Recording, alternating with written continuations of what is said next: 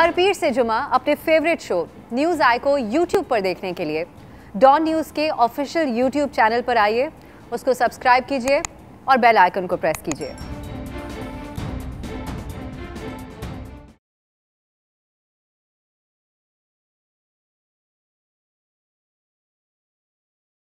अस्सलामुअलैकुम, मैं हूं अफसा कोमल। कल तक हम बात कर रहे थे कि पीपल्स पार्टी के चेयरमैन बिलावल भुट्टो ने तहरीके अदम एतमाद लाने के हवाले से मुस्लिम लीग नून को पेशकश कर दी है कि आइए मिलके अगर आप तहरीके अदम एतमाद लेके आते हैं तो आगे बढ़ते हैं।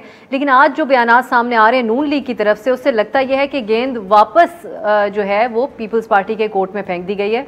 बिलावल भुट्टो ने पीडीएम को खुली पेशकश की थी कि वफाकी और पंजाब हुकूमत के खिलाफ तहरीके अदम एतमाद लाएं तो हम भी हाजिर होंगे।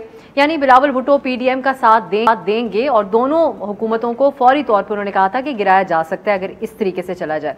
अब मुस्लिम लीग नून की तरफ से जवाब ये आ रहे हैं। राना सनाउल्लाह ने पीपल्स पार्टी को पंजाब में नंबर गेम सामने लाने का चैलेंज दिया कल एक टॉक शो में, और आज साबिक वजीर आजम शाहिद खाकान अब्बासी की गुफ्तगू आप आगाज में सुन चुके हैं। उन्होंने कहा तहरीके अदम एतमाद जो है वो सौदे के बगैर मुमकिन नहीं होती, और तहरीके अदम एतमाद का अगर शौक है तो सेनेट से शुरू करें, वहाँ पता चल जाएगा कि पाकिस्तान में हकीकत क्या है तहरीके अदम एतमाद की। उनका मजीद ये भी कहना था कि जो मुल्क आइन के मुताबिक नहीं चलते उसमें तहरीके अदम एतमाद भी नहीं होती।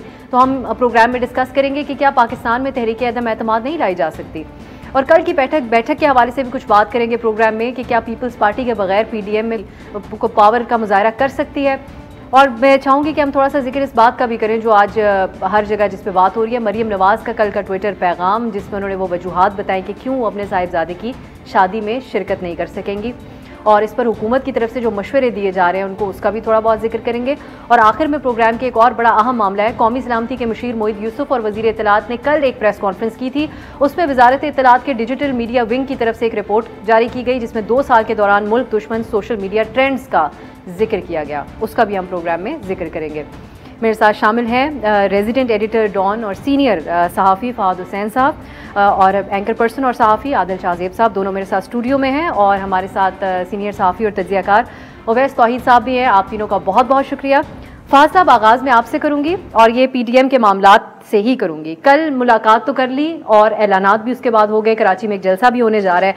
ये ओवरऑल जो सारी सूरत हाल है, पीपल्स पार्टी के बगैर पीडीएम का ये मुलाकात हो जाना और उसके अलावा मौजूदा हालात, ये सारी सूरत हाल क्या महज आप समझते हैं कि सियासी तौर पे अपने आप को रेलेवेंट दिखाने के लिए पीडीएम की तरफ से की गई है, या कोई अहम डेवलपमेंट इसके अंदर छुपी हुई है?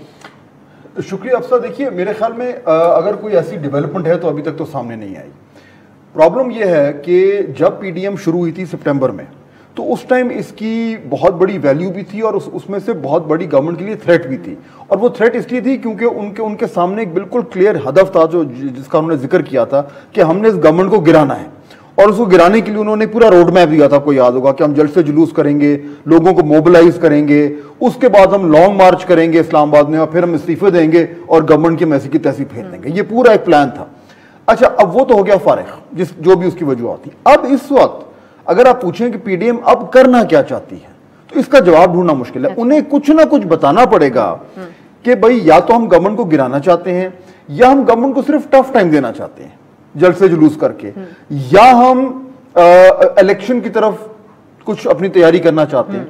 इस वक्त सिर्फ आना, मिलना, बैठना और कहना कि जी ये जो इंतखाबी इस्लाहात लेके आ रहे हैं हम इससे इख्तिलाफ करते हैं, ये तो काफी बात नहीं है। तो ठीक है, थोड़ा बहुत जलसा हो जाएगा, कुछ कवरेज हो जाएगी। बिलावल भुट्टो ने बात कही कि हम जिस तरीके से पीडीएम को लेकर चलना चाह रहे थे उसमें हम देख भी रहे थे वाज़े तौर पे हुकूमत प्रेशर में आ गई, कामयाबियां मिल रही थी। तो क्या यही वजह है, और क्या ये बात सच है कि पीपल्स पार्टी जब पीडीएम के साथ थी तो ज्यादा जान थी पीडीएम में? एब्सोल्युटली, उसमें जान भी थी और हमें नजर भी आ रहा था, एक मोमेंटम भी बन चुका था, बल्कि बात तो बिल्कुल हमें नजर आ रहा था, प्रेडिक्शंस होना शुरू हो गई थी कि जी प्रेशर आ गया इमरान खान साहब पे। अपनी एक बैड गवर्नेंस परफॉर्मेंस का प्रेशर था, दूसरा लोग सड़कों पर जो जिस तरीके से निकल रहे थे, जो मुख्तलिफ शहरों में जलसे जुलूस वगैरह हो रहे थे। इस वक्त मेरा ख्याल है सिचुएशन ये है कि पीपल्स पार्टी एक कंटेंडर के तौर पर सामने आ चुकी है।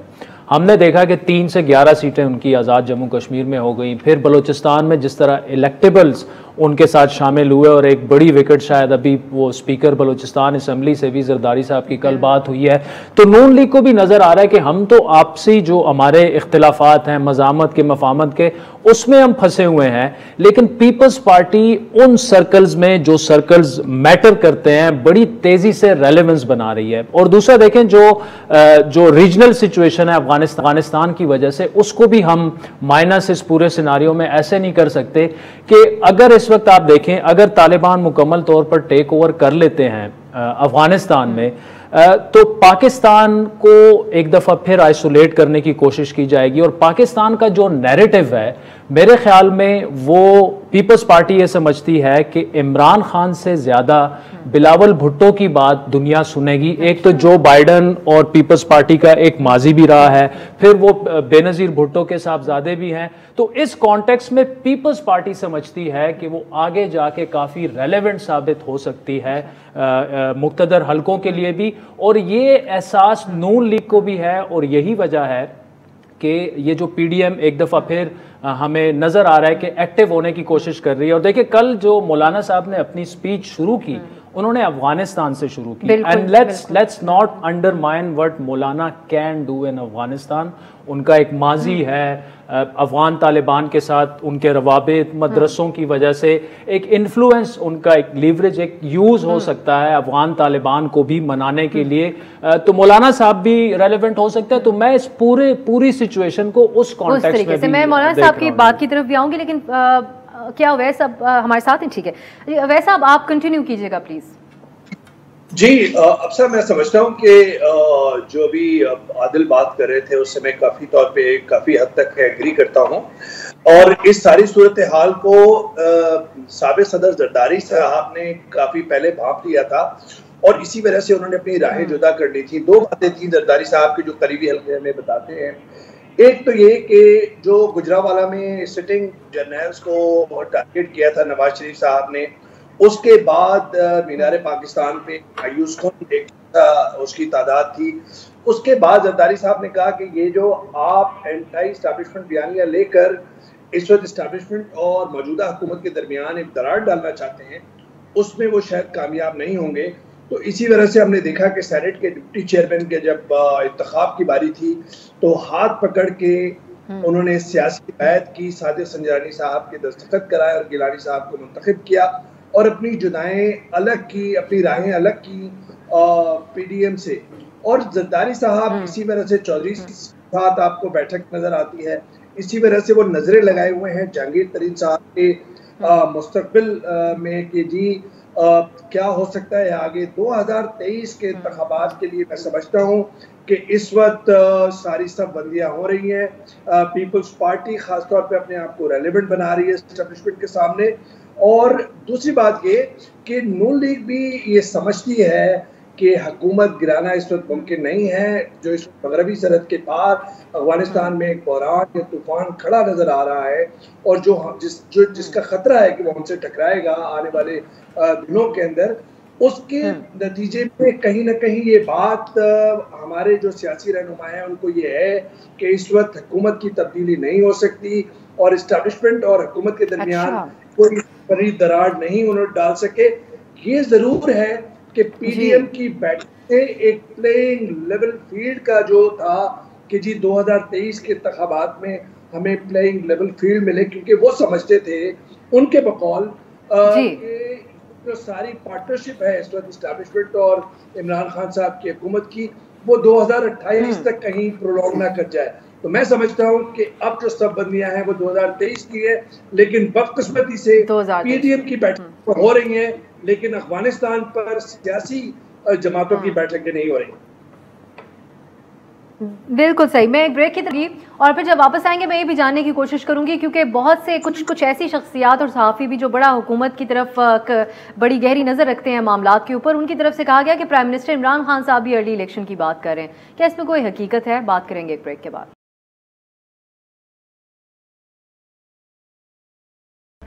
ब्रेक के बाद खुशामदीद। प्रोग्राम में बात हो रही है जो सियासी मंजरनामा है, अपोजिशन की तहरीक पीडीएम एक बार फिर से एक्टिव होती हुई नज़र आ रही है, दूसरी तरफ पीपल्स पार्टी भी एक्टिव है। और मेरे साथ जो मेहमान हैं वो सबसे रेलेवेंट लोग हैं सियासी हालात हाजरा के ऊपर बात करने के लिए। फहद साहब, दो तीन चीज़ें हैं। एक तो यही अर्ली इलेक्शन की बात जो बार बार की जा रही है, क्यों शाहिद खाकान साहब समझते हैं कि हमारे मुल्क में अदम एतमाद की तहरीक नहीं लाई जा सकती? और दूसरी चीज़ जो बात आदिल कर रहे थे, क्या पीपल्स पार्टी ने ये पीडीएम की सारी सिचुएशन में गेन किया है आपकी नज़र में? और वो खुद तो समझते हैं कि वो एक्सेप्टेबल है बहुत से मामलात में अमेरिका के तनाजुर में, लेकिन क्या वो वाकई ही एक्सेप्टेबल हैं जहां पे होना चाहिए एक्सेप्टेबल इस वक्त में? अच्छा अफसर, एक तो अगर आप इजाजत दें तो जो पहले आप बात करी तो उसमें एक इंपॉर्टेंट एलिमेंट मैं ऐड करना चाह रहा हूं। जो आपने बात की थी पीडीएम की, पीडीएम के अंदर इस वक्त एक प्रपोजल आया है और वो प्रपोजल ये है, अभी मुझे नहीं पता कल की मीटिंग में डिस्कस हुआ है कि नहीं हुआ, लेकिन ये प्रपोजल आया है, फ्लोट हो रहा है इनफॉर्मली कि हम इसको एक इलेक्शन अलायंस में तब्दील कर दें। अच्छा, जो 2023 का इलेक्शन है उसके लिए। अब वो अलायंस के दो तरीके होते हैं। एक तो ये होता है कि आप सीट एडजस्टमेंट कर लें और अपने अपने सिंबल्स के तहत लड़ें। दूसरा होता है कि आप उसको एक बाकायदा एक इलेक्टोरल अलायंस बनाएं, एक सिंबल बनाएं। इसकी डिटेल्स में अभी लोग ये नहीं गए, लेकिन इस अलायंस के अंदर सीनियर लोग ऐसे हैं जो ये पुश कर रहे हैं कि जी हमें इलेक्शन साथ लड़ना चाहिए। तो ऐन मुमकिन है कि ये जो इस बार एक बार फिर रिवाइव हो रही है उसमें एक ये बात भी हो। वैसे मैं आपके सामने रखा हूं। दूसरा ये कि देखिए इसमें मेरे ख्याल में जो अदम एतमाद की बात हो रही है, शायद खाकान भाई साहब से बात कर रहे हैं, उसका कॉन्टेक्स्ट ये है कि जो हमने देखा जो सेनेट में हुआ था, सेनेट चेयरमैन के हवाले से आपको पहले याद होगा जब इलेक्शन हुआ था सादिक संजरानी साहब का, फिर नो कॉन्फिडेंस भी आया था। फिर इस बारी पीएमएलएन को अपोजिशन के नंबर ज्यादा थे, लेकिन फिर वो चेयरमैन सादिक संजरानी साहब बन गए। तो शाहिद साहब का जो रेफरेंस है वो ये कि जब सीक्रेट बैलेट में वोट होते हैं ना, तो उसमें से फिर तरह तरह की चीजें निकलती हैं। और एक उसमें जिसे कहते हैं कि कोई जिन होता है तो कोई परी होती है, क्या होता है, उसमें तब्दील हो जाती हैं चीजें। तो मेरा ख्याल है वो जो उनका बयानिया है ना शाहिद साहब का, वो उससे जोड़ के बात करें कि जी जब तक यहाँ पे हकीकी तौर पर जमहूरियत नहीं होगी और इलेक्शन ऐसे नहीं होंगे जिस पे लोग इन्फ्लुएंस कर रहे हो, तो आप अदम एतमाद 100 कर लें। अगर जो इस्टेब्लिशमेंट है वो ये नहीं चाहती कि अदम एतमाद हो तो फिर नहीं होगा। ये उनका आर्ग्यूमेंट है बेसिकली। और मेरे ख्याल में कुछ हद तक ये आर्ग्यूमेंट ठीक भी है। पंजाब में जो बार बार पीपल्स पार्टी कहती है कि जी अगर आप पीएमएल हमारे साथ मिल जाए तो हम उड़ा देंगे बुज़दार की गवर्नमेंट को, मेरे ख्याल में उसमें बहुत हद तक डिपेंड करता है कि इस्टेब्लिशमेंट का क्या रोल है, पीएमएल-क्यू का क्या रोल है। तो बहुत सारे ऐसे सवाल इस वक्त हवा में मुअल्लक हैं जिनके जवाब नहीं है, इसलिए एक थोड़ी सी गैर यकीनी की सूरत हाल है। आदिल, आप ये बात समझते, आपके ख्याल में क्या अदम एतमाद की जो बात की, और कायरा साहब ने भी कल इसी तरह की जवाब दिया, यही बात आप समझते हैं कि अदम एतमाद इस सारी सिचुएशन में जो इस वक्त चल रही है एक ऑप्शन, एक इंटेलिजेंट ऑप्शन हो सकता है इन जमातों का, या सिर्फ एक बयानबाजी की हद तक ये बात कही जा रही है? देखिए, ये अदम एतमाद लाने के लिए दो अदम एतमाद ख़त्म करना ज़रूरी है। एक नून लीग के अंदर जो अदम एतमाद है और एक पीपल्स पार्टी और नून लीग के दरमियान जो अदम एतमाद है। और ये दोनों वाले अदम एतमाद ऐसे हैं कि ये आइंदा 2 सालों में मुझे ख़त्म होते नहीं नज़र आ रहे। तो अदम एतमाद मेरे ख्याल में अभी फ़िलहाल इसको टेबल से साइड पे कर दें। जो फवाद साहब ने इलेक्टोरल अलायंस की बात की, तो मैं बिल्कुल ये है हकीकत है, ये डिस्कस भी हुआ है बड़े सीरियस लेवल पे और इस पर गौर भी हो रहा है। और इससे पहले जो ओवैस तोहीद साहब ने बात की थी ना कि सियासी जमातों ने 2023 के इंतखाबात के लिए, या अगर अर्ली हो जाते हैं 2-3 महीने 4 महीने, उसके लिए लाइंस अपनी ड्रॉ करना शुरू कर दी। और यही वजह थी कि पीपल्स पार्टी और एएनपी ने अपने रास्ते जुदा कर लिए हैं। अगर आप देखें तो इस वक्त पीडीएम में जो पार्टीज़ हैं वो एक नेचुरल अलायंस हमें नज़र आ रहा है। मतलब मौलाना फजल रहमान कभी भी एएनपी के साथ इकट्ठे इत्तेहाद में इलेक्शन नहीं लड़ सकते, क्योंकि उनका जो होम ग्राउंड है वो इलेक्शन लड़ते ही वहाँ पर अवामी नेशनल पार्टी के खिलाफ हैं। तो ये नून लीग हो गई, मौलाना ये जो महमूद खान अचकजई हो गए, ये लोग लड़ सकते हैं। लेकिन उसमें एक जो प्रॉब्लम इस वक्त आ रहा है वो आ रहा है बलूचिस्तान में, क्योंकि महमूद खान अचकजई और मौलाना फजल रहमान जो हैं वो एक दूसरे के खिलाफ वहाँ पे इलेक्शन लड़ते हैं। तो वो मामला अगर तय पा जाता है उन दोनों के दरमियान, सीट एडजस्टमेंट या वो,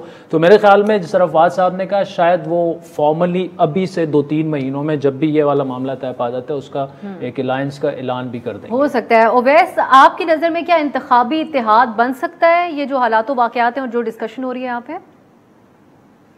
देखिए, इंतखाबी इत्तेहाद में हमने देखा है कि जब करीब वक्त आता है तो फिर एक जूता मार होती है और एक दूसरे पे इल्ज़ाम तराशियाँ होती हैं। कोई सीट, अपनी जीती हुई सीट कोई दूसरे के हवाले नहीं करता। इवन अगर 50% या 40% भी अगर किसी को चांस होता है तो वो अपनी सीट हवाले नहीं करके देता। उसके लिए दिल बड़ा चाहिए होता है, उसके लिए एक लंबी विजन की जरूरत होती है। इस वक्त तो हम बात कर रहे हैं उन सियासी जमातों की जो मायोपिक विजन के साथ इलेक्टोरल अलायंस या इलेक्टोरल जो एक प्लेटफॉर्म देख रहे होते हैं। देखिए, हकीकतन क्या है, पंजाब से जो जीतेगा वो इख्तिदार हासिल कर लेगा। तो पंजाब के अंदर PMLN समझती है कि उनका बहुत बड़ा वोट बैंक मौजूद है और वो इंटैक्ट काफी हद तक है, और बिल्कुल सही बात है। और आने वाले इंतखाबात के अंदर उनका सही मुकाबला जो है वो PTI से ही होगा, चाहे कम सीटें हासिल करें चाहे ज्यादा करें। लेकिन नून लीग 8-10 सीटें पूरे मुल्क के अंदर और मजीद हासिल करके, मतलब किसको अपनी सीट कुर्बान करके इलेक्टेबल्स पे करेंगे ना। इस वक्त जो नौशेरा की सीट जीती वो भी इलेक्टेबल था, वो भी इलेक्टेबल था जो नून लीग के झोली में आ गया। परवेज खटक और उनके झगड़े में दूसरे जो PTI के लोग थे या उनके अपने भाई जो थे। मैं ये कह रहा हूं कि इलेक्टोरल अलायंस पाकिस्तान के अंदर बहुत कम, इस वक्त कम वो होगा, क्योंकि ना पीपल्स पार्टी, अब पीपल्स पार्टी पंजाब में किसके साथ इलेक्टोरल अलायंस में जाएगी? PMLQ के अपने इलेक्टेबल्स हैं, तो जहांगीर तरीन के अपने इलेक्टेबल्स हैं, अगर उनके साथ वो ग्रुप कायम रहता है इलेक्शन तक। लेकिन मुझे ऐसा लगता है कि जो जरदारी साहब हैं वो हर एक बैकडोर के साथ देख रहा है अलायंसेस। जरदारी साहब देख रहे हैं सरदार अख्तर मेंगल के साथ, फिर वो डॉक्टर मालिक के साथ अगर नेशनल पार्टी, लेकिन नेशनल पार्टी का हमेशा झुकाव नून लीग पे होता है। नेशनल पार्टी का एस्टैब्लिशमेंट के साथ इस वक्त काफी अच्छा वर्किंग रिलेशनशिप है डॉक्टर मालिक का और हसन बगंजो साहब का। जाहिर बात है कि एक पुराना ताल्लुक रहा है। फिर जो अचकजई साहब की जो सीटें हैं वो काफी हद तक सुखड़ गई हैं, जो हमने देखा है पिछले इंतखाबात से। तो बलूचिस्तान के अंदर आपको पता है कि इलेक्टेबल्स के इलेक्शन होते हैं। बदकिस्मती से हमारी इस्टेब्लिशमेंट भी, रियासती इदारे जो हैं वो भी उन सरदारों से जिनके साथ मिडिल क्लास बलूचिस्तान की आवाम नहीं जुड़ना चाहती, उन्हीं के साथ जो अपना झुकाव रखती है और वो ये इलेक्टेबल जीते हैं। मैं समझता हूं कि वो टच क्लारिंग लेवल फील्ड बलूचिस्तान में देनी चाहिए। बलूचिस्तान की 13 या 16 सीटों से ज्यादा 33 सीटें होनी चाहिए, उनकी 33 है। तो मुझे ये लगता है कि उससे पहले इलेक्टोरल रिफॉर्म्स होने चाहिए इलेक्शन से पहले, और उसके अंदर लेकिन इस वक्त PTI और पाकिस्तान पीपल्स पार्टी और नून लीग एक दूसरे के इतने खिलाफ है कि एक दूसरे की एग्जिस्टेंस को कबूल नहीं कर रहे, तो फिर वो बैठक कैसे होगी, फिर वो इलेक्टोरल रिफॉर्म्स कैसे होंगे? बिल्कुल, मुझे एक ब्रेक बिल्कुल, और ये तो अब ब्रेक की तरफ जाऊंगी। बिल्कुल, ये तो वाज़ेह भी कर PDM जी मैं, अगर आप इजाजत दीजिएगा, मैं ब्रेक की तरफ जाऊंगी। और ये वाज़ेह भी कर दिया, एक वाहिद 1 पॉइंट एजेंडा हुकूमत की तरफ से पेश किया जाता है, इंतखाबी इस्लाहात पे बात करें, लेकिन इसको भरपूर तरीके से रिजेक्ट कर दिया कल PDM ने। ब्रेक की तरफ जाएंगे, वापस आएंगे तो एक ये भी बात करेंगे कि मरियम नवाज के साहिबजादे की जो शादी होने जा रही है उस पर क्यों इतनी बहस, उनका शिकवा क्या दुरुस्त है जो उन्होंने बात कही, और जो इन्फॉर्मेशन मिनिस्ट्री की तरफ से कल रिपोर्ट जारी की गई उसका भी जिक्र करेंगे ब्रेक के बाद।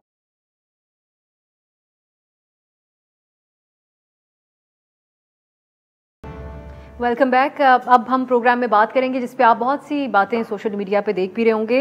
मरियम नवाज के साहिबजादे का निकाह की तकरीब जो है वो होनी है लंदन में, और उसके हवाले से हुकूमत की तरफ से जो बयानबाजी की जा रही है वो एक तरफ है। मैं पहले ज़रा मरियम नवाज ने जो ट्विटर पैगाम दिया उस पर बात कर लेती हूँ। फाज साहब, मरियम नवाज इसको पॉलिटिकल विक्टिमाइजेशन के साथ और अपने ऊपर केसेस और ECL में नाम होने के साथ जोड़ के इस दुख का इजहार शिकवा कर रही हैं कि अपने बेटे के इतने अहम फंक्शन पे जा नहीं सकेंगी। क्या ये सियासी तौर पे चॉइसेस नहीं होते कि आप ऑब्वियसली जो रियलिटीज़ हैं वो वहाँ मौजूद हैं, लेकिन क्या आप समझते हैं कि शिकवा उनका इस मौके पर जायज़ है? देखिए, अगर आप उसको एक बिल्कुल एक देखें, जिसे कहते हैं कि एक पर्सनल लेवल पे, तो बड़ी अजीब सी बात लगती है कि अगर आपके बेटे की शादी है या निकाह है और आप खुद नहीं जा पा रहे, तो अगर हम उस चीज़ को अपने ऊपर अप्लाई करें तो बड़ा अजीब सा लगता है और दुख भी होता है। लेकिन हमारे यहाँ क्योंकि बदकिस्मती से अब सियासत जो है वो इतनी पर्सनलाइज्ड है कि उसमें ये चीज़ें अब ज़्यादा मायने नहीं रखती मेरे ख्याल में। लेकिन दूसरा उसका एक और पहलू भी है, मुझे ये लगता है, देखिए कि मरियम साहिबा को बहुत सारे लोग इस वक्त पाकिस्तान में, बहुत सारे स्टेक होल्डर्स ऐसे हैं जो चाहते हैं कि मरियम साहिबा चली जाए और फिर वापस ना आए। और PMLN जो है उसमें से बहुत सारे ऐसे लोग हैं जो ये कहते हैं कि मरियम साहिबा को बाहर नहीं जाना चाहिए, उनको सियासत यहीं करनी चाहिए। तो मेरे ख्याल में ये तो एक इंडिविजुअल मामला है, लेकिन ऑन अ लार्जर कैनवस मेरे ख्याल में कि इमरान खान साहब या उनकी जमात ये माइंड नहीं करेगी कि मरियम साहिबा जो है वो पाकिस्तान की सियासत से बाहर हो जाए, वन वे का टिकट कटाएं और फिर वही ना इनको फायदा हो जाएगा। क्योंकि इस वक्त अगर कोई टफ टाइम दे रहा है उनको तो वो मरियम नवाज ही है। तो ये लार्जर कॉन्टेक्स्ट में मुझे इसका ये किया। लेकिन हुकूमत के बड़े अहम शख्सियात शहजाद अकबर साहब और शहबाज गिल साहब समेत वो तो कह रहे हैं कि बेटे को उनको कहें कि वो यहाँ आ जाए और पाकिस्तान में हो जाए शादी। देखिए, वो इसमें जो फाज साहब ने बात की ना, एक उसमें अगर आप देखें तो एक माँ अगर नहीं जा सकती तो ये तो एक पर्सनल लेवल पे एक बात होगी, लेकिन दूसरी जानिब वो एक कौमी लीडर हैं और एक ऐसी कौमी लीडर हैं कि इस वक्त जितनी थोड़ी बहुत मज़ामत कहीं पे हो रही है तो वो वहीं से हो रही है। जिस तरह से वो इमर्ज होके आई हैं, क्राउड पुलर का उन्हें खिताब मिल रहा है और जिस तरह का की वो सियासत कर रही हैं, बल्कि यहाँ तक लोग कहते हैं कि वो बेनज़ीर भुट्टो का अक्स हमें उसमें नज़र आ रहा है। लेकिन फिर इन चीज़ों पर मेरे ख्याल में आपको पब्लिकली कंप्लेन नहीं करनी चाहिए कि जी, क्योंकि एक ऑप्शन ये भी है कि वही सेरेमनी अगर आप लाहौर में रख लें। लेकिन आई थिंक ये ट्वीट उनकी जो है वो एक माँ की हैसियत में उन्होंने शायद की है, जिस तरह का उनका एक इमेज बन गया है, एक मज़ामत की वो सियासत में आजकल की जो सियासत है एक अलामत वो बन गई है, उस लिहाज से उनको वो ट्वीट सूट नहीं करता। अच्छा, लेकिन बड़ी मुतज़ाद किस्म की खबरें सामने आ रही हैं। अभी कुछ लोग कह रहे हैं कुछ चेंजेस किए गए हैं इस प्लान के अंदर। अवैस का साहब का एक जनरल कमेंट मैं चाहूँगी इसके ऊपर ले लें, देखते हैं कि अब आगे किस तरीके से ये मामला चलता है। और हम भी ज़ाती मामलात, शादियों वगैरह इन चीज़ों को मौजूद गुफ्तगू नहीं बनाते, लेकिन क्योंकि ये डायरेक्टली सियासी मामलात के साथ जुड़ा हुआ है और जो मरियम नवाज़ का ट्वीट भी है। अवैस, आपके ख्याल में क्या आप समझते हैं कि ये इन ख्यालात का इजहार या इस दुख का इजहार उनको इस तरीके से करना चाहिए था जब उनकी एक पोलिटिकल फाइट है और जो ग्राउंड रियलिटीज़ हैं उनके सामने है?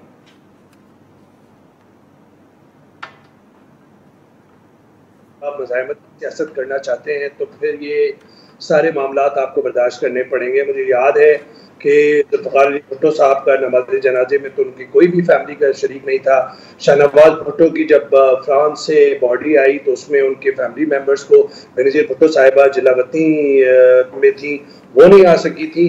तो मेरा कहने का मतलब है कि खुशी और गमी के मौके पे बिल्कुल शरीक होना चाहिए, लेकिन आपको एक शिकायतन के तौर पे ये चीज़ नहीं प्रेजेंट करनी चाहिए या उसे एक वन लाइनर के तौर पे पेश नहीं करना चाहिए कि कितनी कुर्बानियां हैं। It's not a sacrifice in my opinion. शादी हो रही है, वो थोड़ा डिले भी हो सकती है, यहाँ भी हो सकती है, गुजरावाला में भी हो सकती है, मैनचेस्टर में भी हो सकती है, मुझे उससे गरज नहीं है। लेकिन मुझे ऐसा लगता है, मैं फाज साहब के पॉइंट ऑफ व्यू से थोड़ा सा जरा सा मेरा इख्तलाफ होगा। मुझे ऐसा लगता है कि जो हुकूमत है वो नहीं चाह रही इनको जाने देना, और वो ये समझती है कि मरियम, शहबाज शरीफ या नवाज शरीफ कोई भी यहाँ से जब बाहर जाएगा तो फिर उनके वोट बैंक में इरोजन समझा जाएगा। और इसी वजह से शहबाज शरीफ साहब को एयरपोर्ट से वापस बुला लिया गया। नवाज शरीफ साहब की जाने की वजूहात बहुत सारी थी, उस बहस में जाएंगे, लेकिन इस्टेब्लिशमेंट के लिए भी और हुकूमत के लिए भी ये बात ज्यादा सही रहेगी कि मरियम नवाज साहिबा चली जाएं।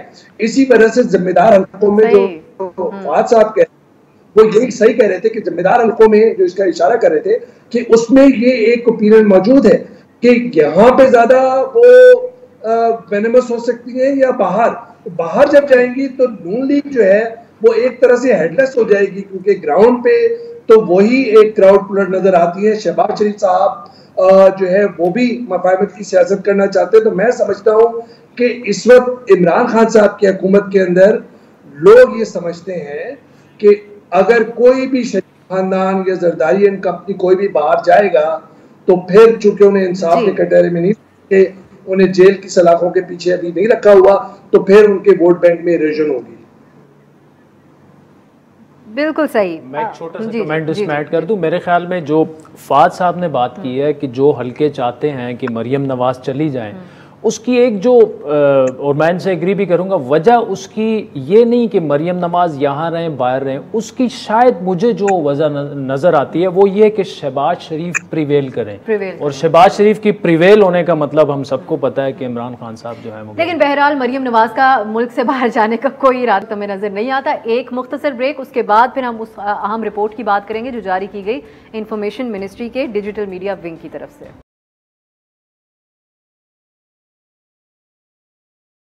ब्रेक के बाद खुश आमदीद। इस हिस्से में प्रोग्राम के हम जरा जिक्र कर लेते हैं जो एक डिटेल रिपोर्ट जारी की गई डिजिटल मीडिया विंग जो इंफॉर्मेशन मिनिस्ट्री का है, और उन्होंने इस रिपोर्ट के बारे में लिखा है कि ये एंटी स्टेट ट्रेंड्स के हवाले से है जो कि इंडिविजुअल्स की तरफ से भी और मेन स्ट्रीम पॉलिटिकल पार्टीज का भी नाम लेकर इसके अंदर जिक्र किया गया है। थोड़ा ही वक्त है प्रोग्राम में, तो मुख्तसर इसके ऊपर एक कमेंट में लूंगी। आदिल, मैं आपसे आगाज कर लेती हूँ। क्या नैरेटिव बिल्डिंग तो जो इस पे तो सोशल मीडिया के थ्रू होता है, लेकिन क्या आप समझते हैं कि जो पॉलिसी लेवल के डिसीजंस होते हैं, पॉलिसी मेकिंग, उसके ऊपर भी इफेक्ट करते हैं हैशटैग वॉर्स या जो सोशल मीडिया ट्रेंड्स होते हैं? नहीं, उस पर नहीं इफेक्ट करते मेरे ख्याल है। हम लोग ज़्यादा उसको स्पेशली जो, चूंकि पीटीआई को अगर आप उठा के देख लें ना, तो उनका जो मोमेंटम बना, वो एक मजबूत पार्टी बनी, फिर इक़्तिदार में आई, तो उसमें हैशटैग्स का और स्पेशली जो क्या नाम था उनका, विर्क साहब जो थे उसका, तो वो समझते हैं शायद पूरी दुनिया इसी तरह चलती है। इतना भी नहीं होता। अलबत्ता इनकी अब जो रिपोर्ट सामने आई है उसमें वो अच्छी रिपोर्ट है, लेकिन आजकल तो आप आईपी एड्रेसेस से आपको जो उस रिपोर्ट में सब कुछ पता चल जाता है।